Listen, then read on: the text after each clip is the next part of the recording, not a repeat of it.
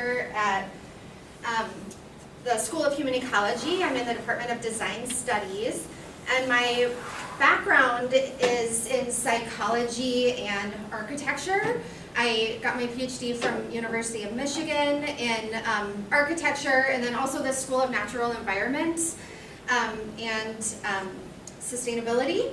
And so I work in a design department, and I have some design training, but I'm a social scientist by training, and I look at how people's behavior in the built environment is influenced particularly around issues related to climate change and resource conservation. So the project I'm going to talk to you about today is looking at sustainable buildings and how people develop an awareness of the fact that their building is sustainable and how this supports their environmentally responsible behaviors. And so we will launch into that. So I'm going to talk to you a little bit today about biophilia, which is this theory about humans' innate desire to be in connection with nature and how that's related to sustainability from a behavioral perspective. And then we'll talk about the details of this particular study. So why, thinking largely about climate change, why should we be thinking about buildings in particular? If we look globally at carbon emissions, the building sector contributes a lot towards carbon emissions globally. And if we start to break that down into the materials and construction costs of buildings, that's about 11% of total global carbon emissions. Another almost 30% is just building operations. And a portion of that pie, which is kind of hard to measure, is affected by people's behavior in the building. So the questions I'm asking is, what shapes environmentally responsible behavior?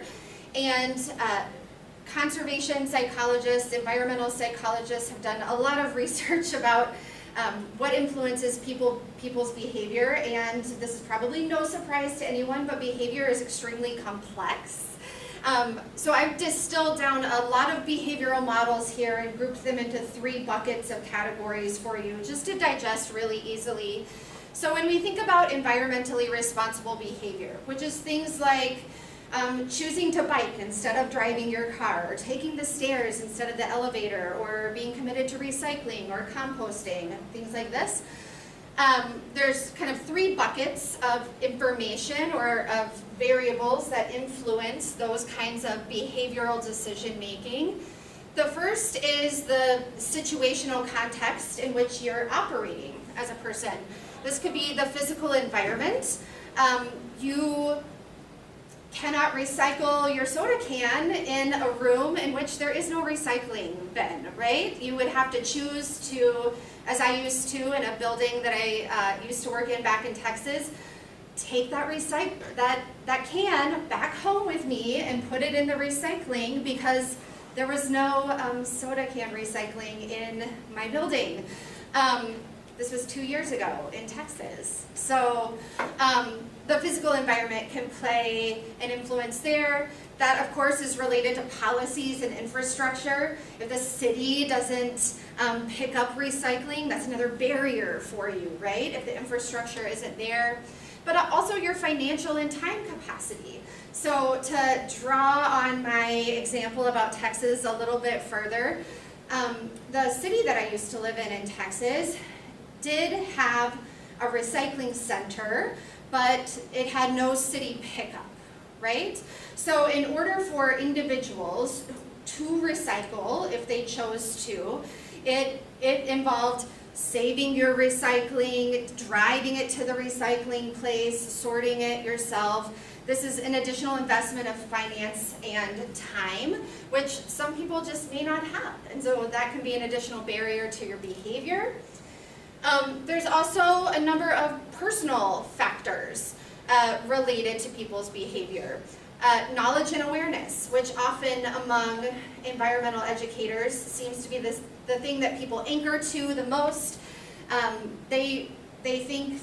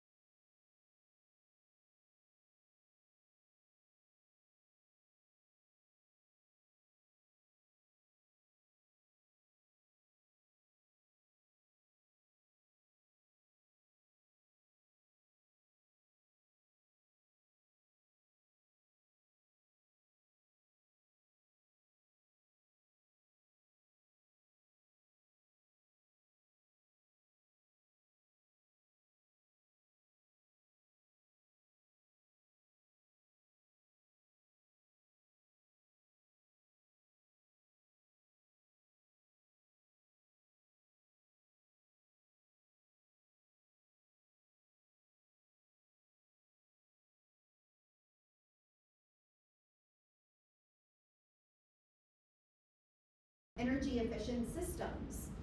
Can we use the physical environment to restore people's mental capacity? And there's a lot of research related to restorative environments, environments that help you to mentally restore, to be able to focus more, which has been found to be conducive to participating in environmentally responsible behavior. And then we also know from previous literature that physical environments can support social norms. So thinking about buildings that you've encountered, if you are, I'll stick with the recycling example, if you are able to see people coming and putting their cans into the recycling bin, or sorting their recycling, or putting material into the compost, they're establishing a social norm of behavior that you can visibly see. Imagine the difference between a visible experience like that versus those kinds of amenities being tucked into maybe a trash closet or a storage room that you never really see people doing that behavior. So physical environments can support these different variables.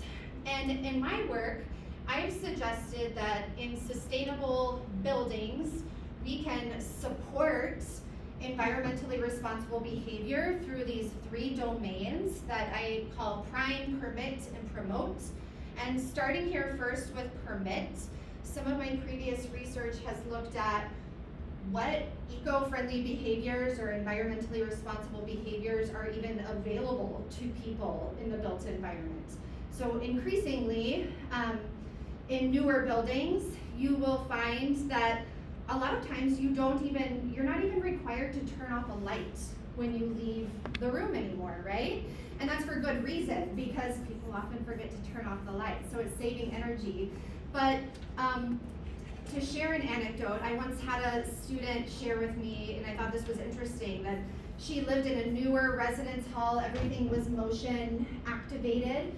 She had, over the course of the semester, just never needed to turn off the light, and then went home over the holidays, and her parents were just flabbergasted. They said, "Why aren't you turning off the lights when you leave the room anymore?" And so her experience in the building over time trained her not to have to turn off the lights anymore.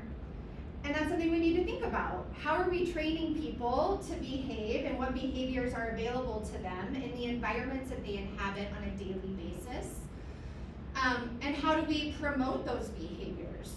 So that may be in signage or prompts for behavior. And I've done some previous research on the types of language that we use in environmental prompts. Are we appealing to different value orientations?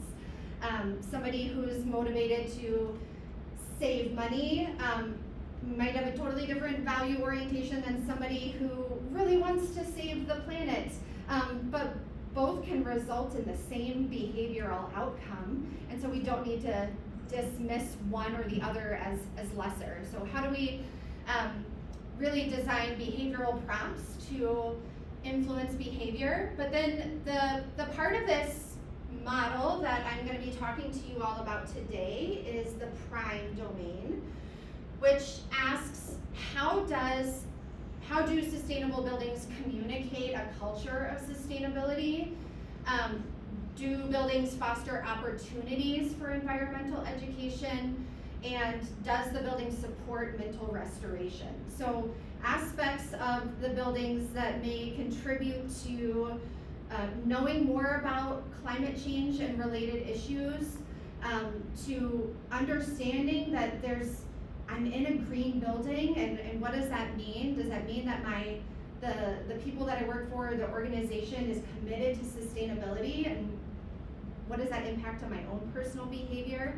And then how does the building support our capacity in terms of our mental resources to be able to focus on environmental outcomes?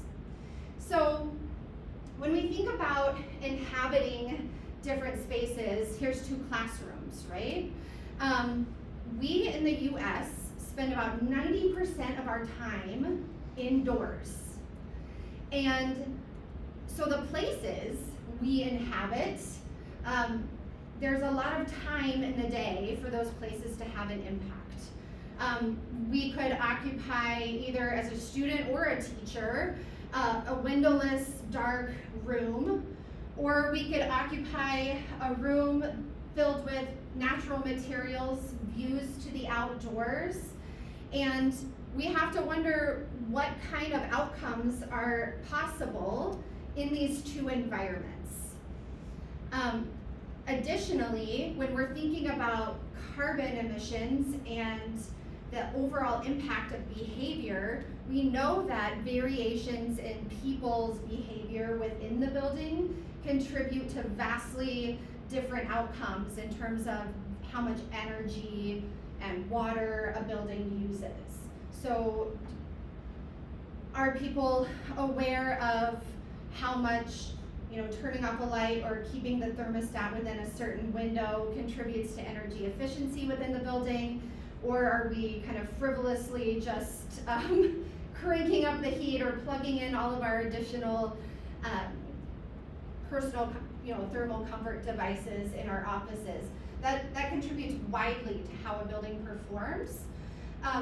And we also have opportunities within green buildings to think about maybe how we cultivate people's participation in these everyday environmental behaviors.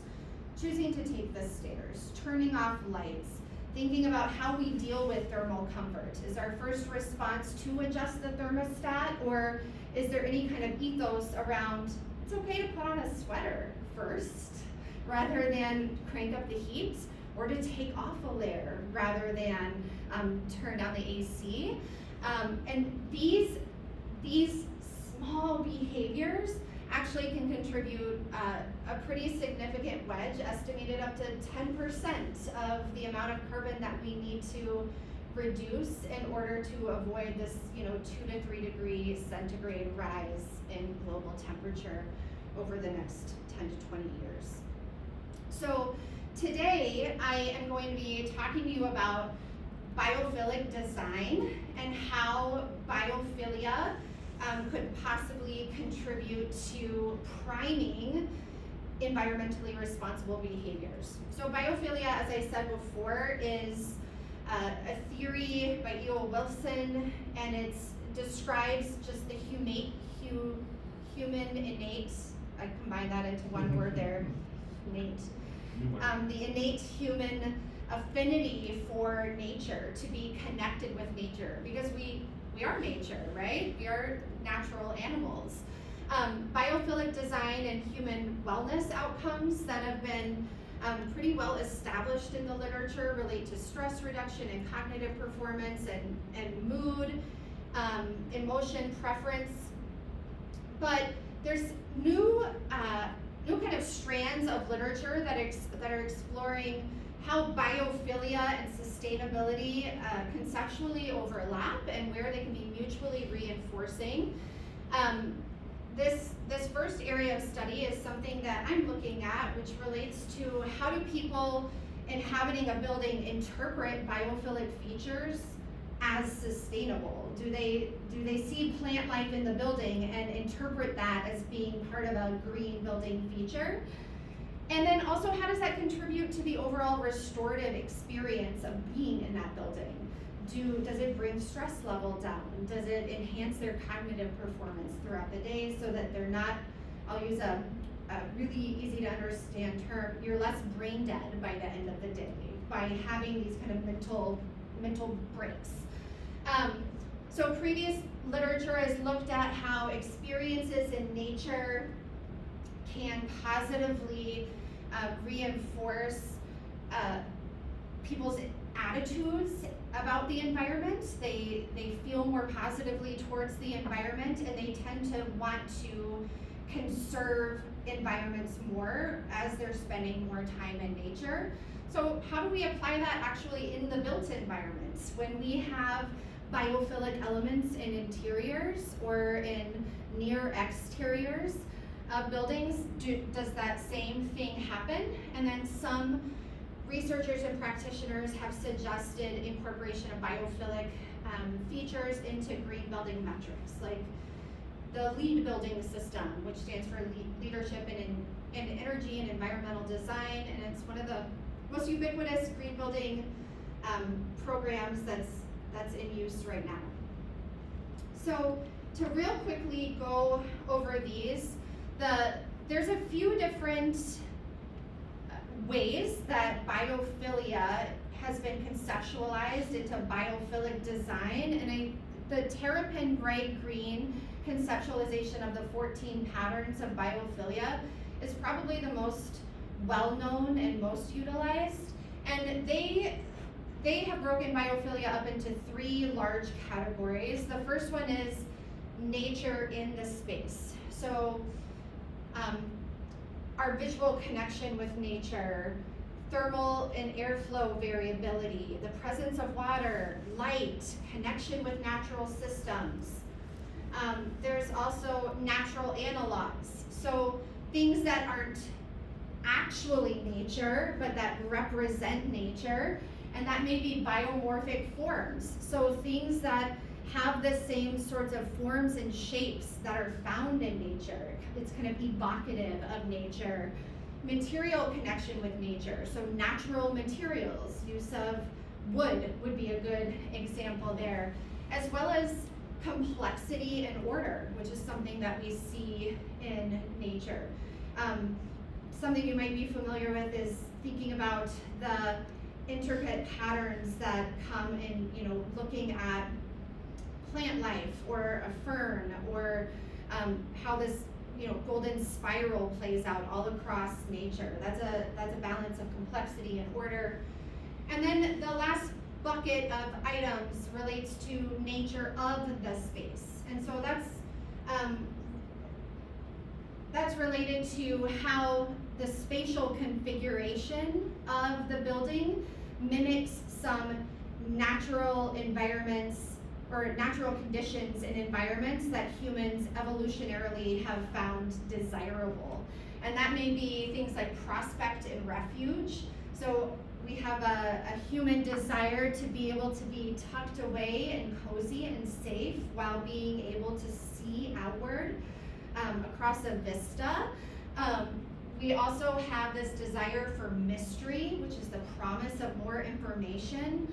And then also the idea of risk and peril, which sounds a little counterintuitive, but it's also there's opportunity there with risk and peril. Why do people go skydiving? There's something there, right?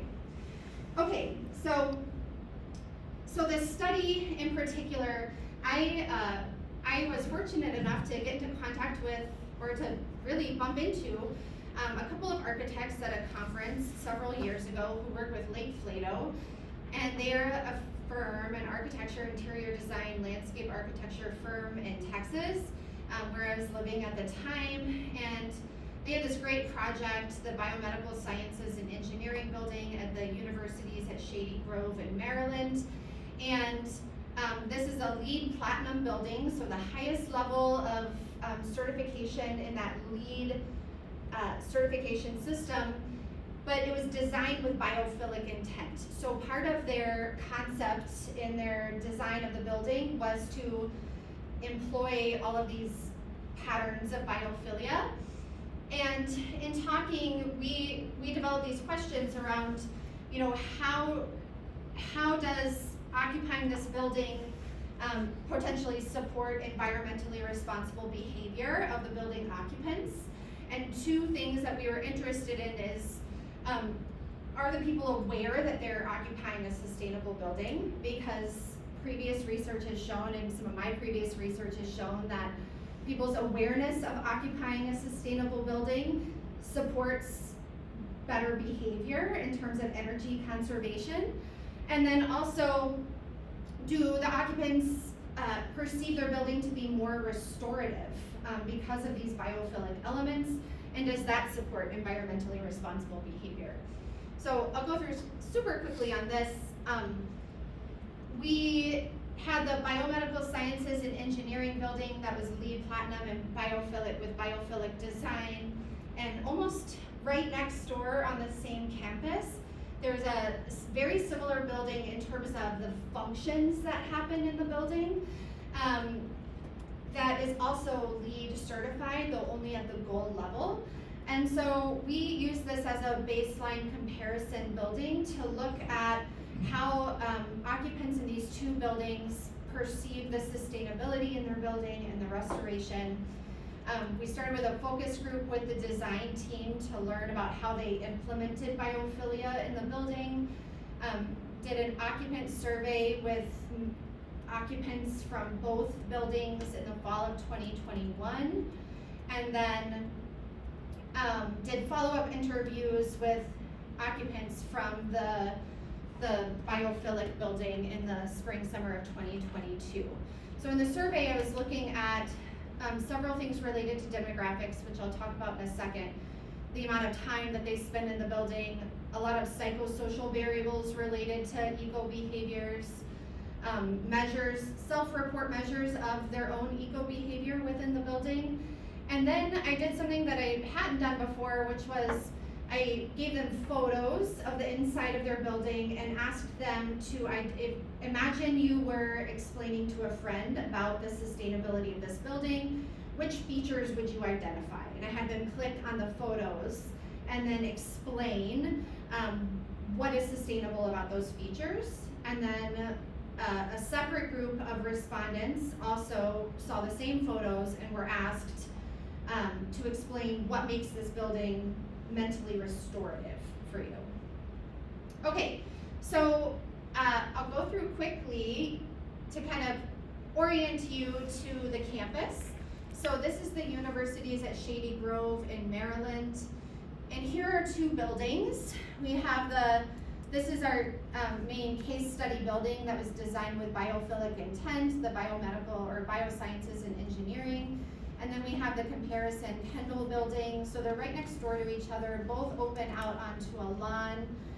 Both are LEED gold or above certified. So a lot of sustainable features within these buildings, including a lot of visible sustainable features. These are some of the interior images of the baseline building, Kendall. So the programs between these two buildings, meaning their purposes, are very similar. There's a number of social spaces, there's study spaces, there's access to food and coffee, which is a big driver of people desiring to spend time in a building. They both have a centrally located staircase. It's in close proximity to the BSE building. It does have some indoor nature. It has some views to some green roof. Elements within the building. It has some very limited amount of signage. In my tour through the building, this was the only piece of educational signage I actually saw about the building, but it explains about the plants on the green roof and how that contributes to its sustainability. And then we have the BSE building, and this is kind of a site map for you to understand where it is positioned on the campus. So it's located amid this wetland that the project constructed a boardwalk to rise over the wetland so as not to disturb it, but also so that people could dwell within it, so that they could walk over the wetland and be able to see this resource rather than having to walk around. And here's an image of the interior of this building. So you may immediately notice that it has a different look. A lot of natural materials, a lot of wood. Some of the project goals were to provide ecological connectivity and to function across the campus. So they really wanted this building to serve as the living room of the campus. They wanted to teach students and other users about building performance, though interestingly, not a single educational or interpretive feature is implemented in the building. There's no signage. Both of the buildings have the round glass lead symbol that is required to be posted in lead buildings, but other than that, there's no signage in this building explaining about the solar panels or the green roof or this reclaimed wood or the live wall down below. So I thought that was an interesting goal, and the architect populated these goals because there's been no follow-up on that. But they wanted to set an example for sustainable design on the campus and within the community. So some of the biophilic features we'll see here are a lot of views to nature. There's views to nature everywhere throughout the building, views to the wetlands. You see this visual connection with nature both on the inside of the building through this live plant wall and then also the green roof. A lot of the pattern that's called dynamic and diffuse light through this central core of the building that just infiltrates natural light into the building, and all of the spaces circle around the cores so that spaces are predominantly lit by natural light. You also get diffuse light. So notice the way in this hallway we get this kind of dappled quality of light that mimics what you might experience walking in a forest, right? Or walking outside on the boardwalk. The connection to natural systems, I talked already about the boardwalk that allows you to walk through and above, yet not disturb the wetlands. And then there was this lovely feature within the green wall and then connected to this outdoor water feature by Michael Singer's studio that is a public art piece that translates some of those water ecology themes for the public. Though again, no signage explaining that to people. Okay, some biomorphic forms and patterns that you'll see. This wood kind of platform here was conceived as like a lily pad, and you can see the shapes of the seating. This modular seating is kind of nature inspired, looking like leaves.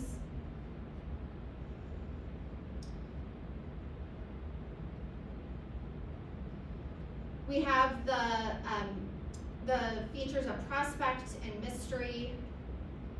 Prospect with these, this is also peril, these tall walkovers, being able to stand there and see the whole of the building. And also refuge, being able to tuck underneath and see out what's above. So there's a lot of biophilic features in the building. And we were interested in, okay, between these two buildings, in spaces that are both sustainable in terms of, LEED accomplishment. This one's really different in terms of how it feels in the biophilic features, but neither of them really communicates to occupants that they're in a green building. How are people, are they aware of the fact that they're in a green building? Is that different between the two buildings? And how do the buildings compare with respect to perceived restorativeness? And I found that occupants in the BSE building were significantly more likely to be aware of the fact that they're in a green building than occupants in the baseline building. And occupants in the BSE building were also, they also perceived their building to be significantly more mentally restorative than the occupants in the baseline building perceived their building to be. But does that actually predict or support environmentally responsible behavior? And so I will say, between the two buildings, there was no measurable difference in their behavior. But I was interested to find what contributes to their sustainable behavior within each building, and we found some differences there. So these were the two things that I just talked about, kind of mapped on top of those 3 buckets of information that I summarized at the beginning. So we have some personal factors. Are people aware that they're in a sustainable building? We have the situational context of, do they perceive the environment to be restorative? But we also looked at all these other factors, like how much do people know about green buildings? Maybe they can easily identify some features because they know a lot about green buildings and they've been in them before. Their value orientations, maybe that influences how, maybe that influences their environmentally responsible behavior or their level of environmental concern. We took into account gender, age, their role on campus, whether they were a student, faculty, staff, the amount of time they were spending in the building, and whether or not they assessed their building to have environmental social norms. Is this a place where people typically recycle? Is this a place where people typically take the stairs?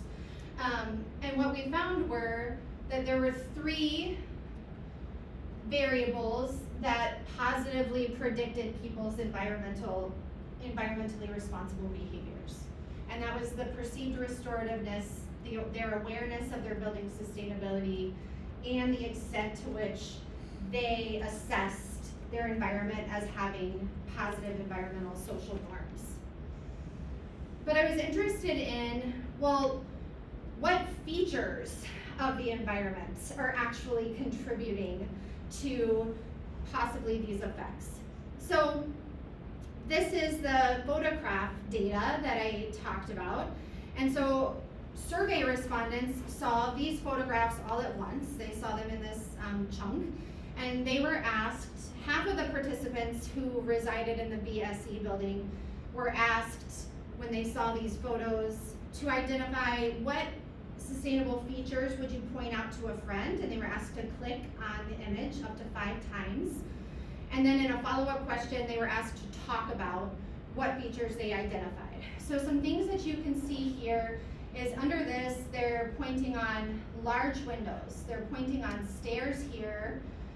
This is skylights, a lot of natural light coming in, and then the other really concentrated red spot here is on the live green wall. And I had some research assistants help me coding the qualitative data where they explained what they were clicking on, and we see that the largest proportion of items that they were clicking on were relating to this category of indoor environmental quality within the LEED system. So issues related to the daylight and perception of there being healthier air because of the plant life in the building. For the occupants of Kendall, the baseline building, we asked the same question. And so what are people clicking on here? At the end of this small corridor here, there is natural light coming in through the window. They're identifying the recycling bins that you can put your stuff in, and then they were identifying largely the indoor plant life. So same set of images, but the survey was randomized so that a different set of people were asked the question about what makes this a good place to restore. Click on the elements and the features or in the images, and people are clicking on, you might notice, some of the similar areas, right? I mean, we have the natural light. They're also clicking on what they called comfy seating or variety of seating. Natural light. People really enjoyed this green glass here, though it was an element that the architects much lamented. It turned out much greener than they had planned, but people really liked it. Also, the green wall was seating by the green wall. Features within the baseline building here, people were talking about the natural light, lots of variety of comfortable seating, and then different areas to sit and be able to do focused, quiet work. Okay, so this is a lot of visual imagery, and I'm just focus your attention for a second. So this side of the slide is stacked on top of each other, the same images of our biophilic building. And that's sustainable features right here and restorative features right here. And I think it's interesting to look at how people who were asked two separate questions were ultimately identifying some of the same features, right? We have natural light through the skylights identified as both being sustainable and being mentally restorative. This green wall is identified as being sustainable. People also perceive it as restorative. The natural light over here, sustainable, restorative, and similar for the Kendall building. So some of the major categories, these were the ones that kind of rose to the top in terms of the patterns of biophilia that were people most identified as restorative and sustainable. These were things that made them interpret, whether factual or not, that I'm inhabiting a green building, where the quality of light overwhelmingly was the most popular. You see this in the center atrium space. A lot of transparent interior walls to allow that light to filter through the whole building. They also have operable garage doors in the maker space that allow natural light to just come into those spaces, though that wasn't shown in the images that the survey respondents saw. The visual connection with nature was highly identified by people as being most sustainable and restorative. Abundant windows to the outdoors, that boardwalk, walking over the wetlands, and a lot of sittable space, not only in the interior adjacent to curtain walls, but on the exterior of the building. And this is up in Maryland. I mean, they have a short welcoming season outdoors just like we do, right? But people really enjoyed the opportunity to be able to sit outside, and they would say, rather than sitting inside and using electricity. The presence of water. They liked that if they were sitting outside, they could hear that water running. And then a material connection with nature. So things like the natural colors. Again, they really loved that bright, bright, bright green. But they loved that there's so much wood throughout the building, the warmth that evoked, even the shapes, the natural analogs of some of the furniture pieces. So I pulled a few quotes here just to wrap us up from the occupant interviews from BSC, and I had asked them, and this is going to be in a separate paper, but I had asked them about how the building, how they think about their environmental behaviors within this building. And I thought some of these were particularly interesting, and I think I'll start with this one. This person said, I think the building lends itself to make you think about those things versus not, because we know that it was built with a purpose. I think it changes how you think about things while you're there. So something in this building is communicating this ethos around sustainability that people are connecting to. Though that didn't have a discernible impact on their behavior between this other building, something that I'm thinking about in the future is how do we look at behaviors that are potentially inspired or that spill over from this original context of inhabiting an inspirational, sustainable environment. This person says, it really makes you think about the impact that you have and the changes that you can make in what you do to try to incorporate the same types of things they're trying to do by operating an energy efficient building. And then I loved this last quote. She says, well, I think it calls you to be, in that the environment calls you to act in a more sustainable way, because I don't know, because I feel like I'm in a more natural space and it's so beautiful and so new and so fresh, I want to take care of it. So some implications for design, because I come from a design perspective, and so I like to think about, for architects, for designers, and for people designing these spaces, what should we take away from this research? And it's that, well, mentally restorative elements, which have been written largely about in the research as time spent in nature, it goes far beyond just spending time in nature, right? It can be views to nature, it can be natural elements, natural analogs, light in buildings. It doesn't have to be time spent in pristine nature, which not everybody has access to, right? Depending on where you live. Sustainability, building performance isn't enough. We also need to call people to this kind of commitment or culture of sustainability. But knowing that they're inhabiting a sustainable building does contribute to environmentally responsible behavior. So how do we communicate that sustainability?